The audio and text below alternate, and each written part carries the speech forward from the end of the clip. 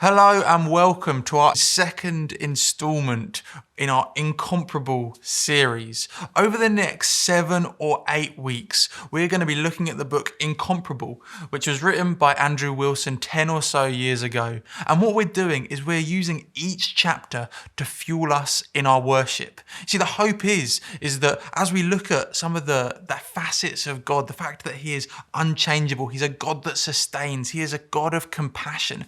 Actually, the hope is that we will look up and fix our eyes on God, and that will propel us into worship. Today, I'm going to be looking at the fact that God is a God who sustains us.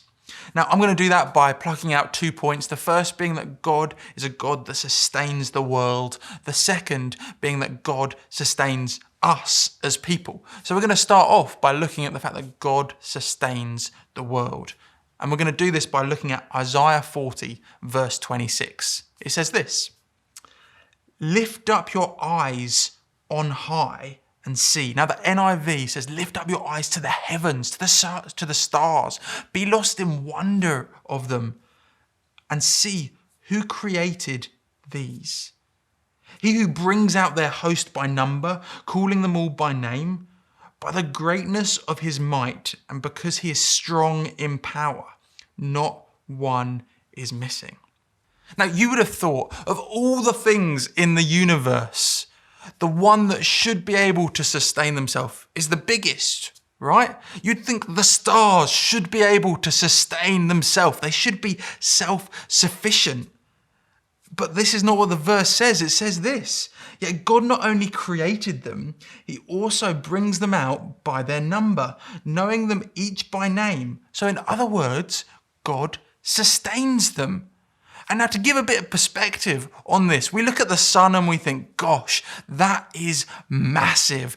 God sustains that. Actually, yes, the sun is massive. You could fit 1.4 million Earths inside the sun. Actually, astronomers would say that the sun is an average-sized star. God is able to sustain things significantly bigger than the sun. And he sustains all of the stars. So you think, actually, you know what? There's got to be thousands of stars. Do you know what? Maybe 10,000, something like that. Do you know what? Astronomers would estimate that for every grain of sand, we're talking beaches, we're talking deserts, we're talking sandbags, we're talking bricks. Every grain of sand on this planet, that's quite a lot. There is 10,000 stars. God is able to sustain each of these by his power. That is incredible. And then there's this beautiful verse that comes at the bottom of that section which I read that says, because he is strong in power, not one is missing. Can you imagine the headlines? Sun disappears because God is not powerful enough to sustain it. No, that is not the reality that we live in. We know that God is powerful enough to sustain all of the stars. You see, God's continued power is needed for every star to continue existing. If he decided to stop, they would disappear. You see, God's relationship and his ability to sustain isn't static, it's dynamic. It's not like this lectern. You see, this lectern was built years ago, 10 years ago, and was just left just to sustain itself. And then one day it will be put in the bin, burned and recycled. Actually, it's a lot more like a musical note. You see, if I was to make a musical note, and you might say, Adz, that's not musical. That's not the point of the illustration.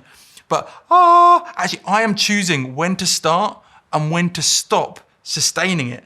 God is the same, is that actually he sustains and has to actively sustain things to keep things going. You see, we do not only rely on God for something that has happened in the past, creation. We don't just rely on him to sustain the world and make it and set it spinning. Actually, we rely on God to sustain the world now and into the future. We are dependent upon his continued sustaining power. Everything is dependent upon it. The galaxy, the Milky Way, So the stars, the sun, the earth, even our very heartbeat is dependent upon God's continued sustaining power. You see, God also sustains us. It says in Job 34, verse 14 to 15, if he should set his heart to it and gather to himself his spirit and his breath, all flesh would perish together and man would return to dust. What a terrifying thought, that if God chose to stop sustaining us, man would return to dust. And you might be thinking, Adz, I came onto church this morning just to feel more uplifted, to look at God and be lost in awe and wonder, and as a result, feel different about my circumstances. Actually, do you know what? I would say this is doing it. Out of a place of our fear and amazement at God's power and the fact that he is in control, actually that can bring contentment. We are in a situation at the minute where we have very little control because of COVID. We have little control over our health. True, we never do, but even more so, this is apparent now. It feels like we have little control over when we're going to see our family. We don't know when lockdown will end and we will be able to be reunited with our loved ones. We don't have control over our financial situation. Some of us might be going through financial hardship right now, having been furloughed, having maybe had our jobs taken away from us in this time of the pandemic. And actually, as we look up, as we fix our eyes on the all-powerful, sustaining God, that can bring comfort. It is not in our control, but it is in his. We do not rely on our own strength, but we rely on the strength of a higher power, one who holds the world in his hands and is sustaining all of the stars in the universe. So actually, this allows us to find comfort and delight in knowing that God is actively sustaining the world.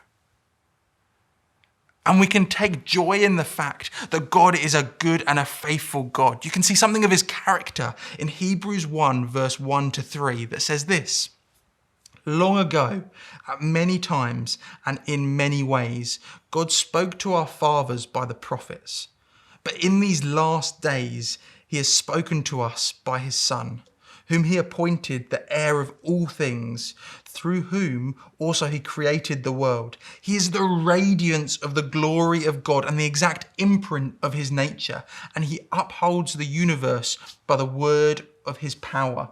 After making purification for sins, he sat down at the right hand of the Majesty on high. Did you see it at the back end of verse 3? Jesus upholds the world by his words.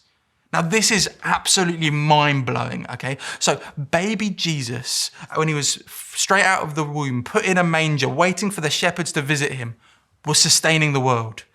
Jesus, when he was in complete obscurity, before he had done anything notable, just living as a carpenter's son, was sustaining the world. Then fast forward a few years, he is washing the disciples' feet. They do not know that he is the one who is actively sustaining their existence. He is the one sustaining the world as he washes their feet.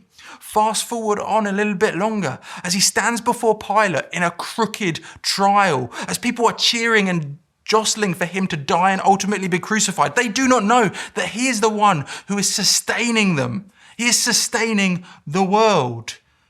You then fast forward to the place where he is being mocked.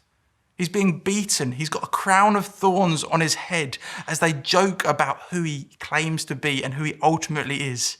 They do not know that he is sustaining the world. Then you see it on the cross as he dies. Actually, while he is up there, he is sustaining the world. Now, that speaks something of his power, that in each of those situations, he is able to sustain the world. But it also speaks something of the character of God, that while he is on the cross, he is the one who is actively sustaining his executioners' lives. See, Jesus could have said, no, No, I'm not up for that. I'm going to stop sustaining it all just so I don't have to go through it. I don't want to go through the torture and the pain of dying on the cross, not to mention the ridicule and the hurt that it would cause. I don't want to bear the sins of the world anymore. I want the way out. But actually, he continues to sustain it because he wants to reunite people with their heavenly Father. You see, this God chose to go to the cross. That ultimately led to his death and his resurrection and the victory over sin.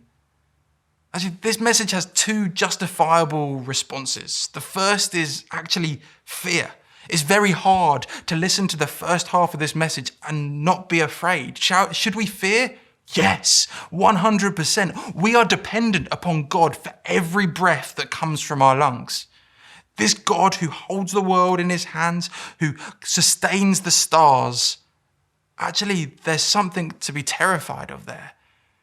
But we should be lost more in awe and wonder of who he is that should ultimately cause us to worship. Worship, why? Because we have an active God who is sustaining the world as an act of grace. You see, he is sustaining the world so that more people can come into a relationship with him, regardless of the hurt, regardless of the pain, regardless of the cost that it is to him. He is sustaining the world so that we can be reunited with our Heavenly Father. That is why we should worship the sustaining God.